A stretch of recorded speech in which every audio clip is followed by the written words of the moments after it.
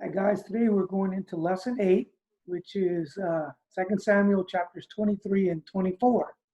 Chapter 23 begins with last words.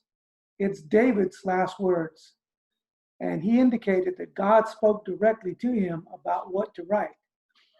In this case, God said to David, "He that rules over men must be just, ruling in the fear of God."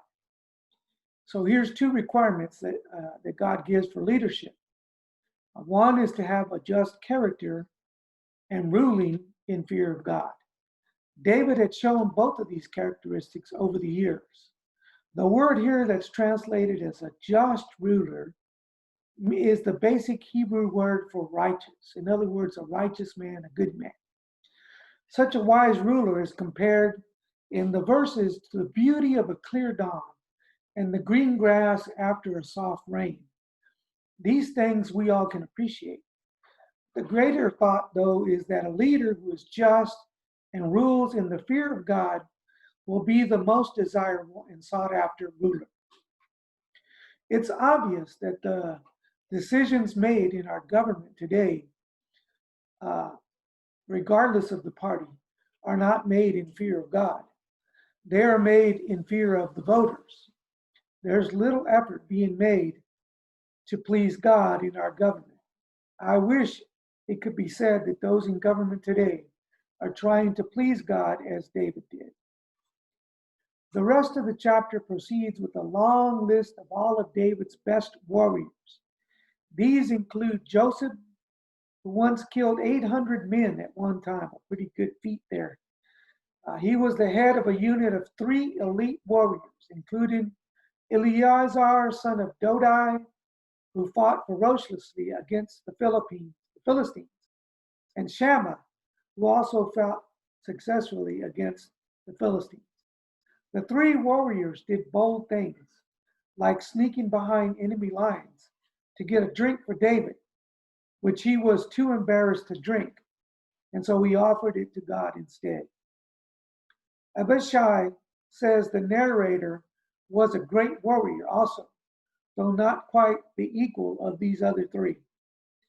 In 2 Samuel chapter 24, we see that God was displeased with Israel for their sin and backsliding condition. Therefore, he allowed Satan to provoke David into taking a census of Israel and Judah. The problem in numbering the nation, in other words, taking a census, was that David was counting his own military assets rather than trusting God. It was a proud confidence in his own strength.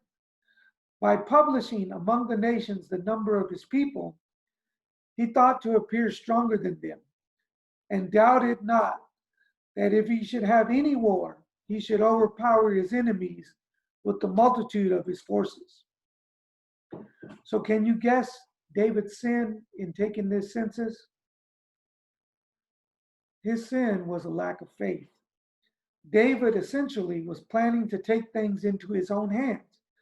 You know, we struggle each day with the flesh, and we must strive to never put confidence in ourselves, but always look to God for direction and strength. What appears to us as a harmless thing, or at least a small offense, may be a great sin in the eyes of God, who sees men's principles and is a discerner of the thoughts and intents of the heart, the Bible says.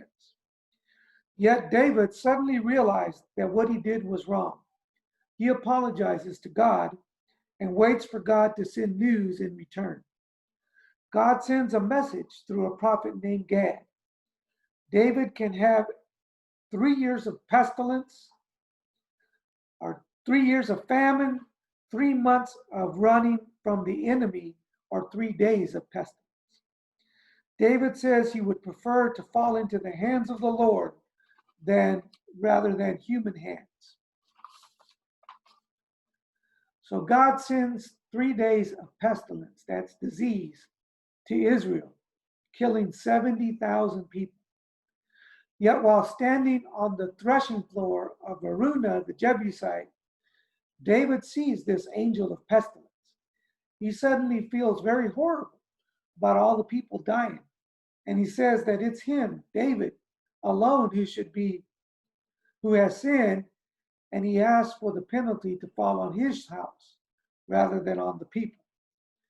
And though the Jebusites had been defeated and removed from power, it's clear that some of them still lived in Jerusalem.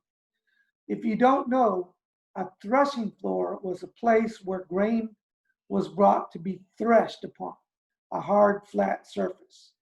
Threshing is to beat the stems and the husk of grain or cereal plants with a machine or with the wooden handle in order to separate the grains from the straw. That area of Jerusalem on top of Mount Moriah to this day is still relatively flat, rocky ground. According to 1 Chronicles 22:1, this became the place of the future temple.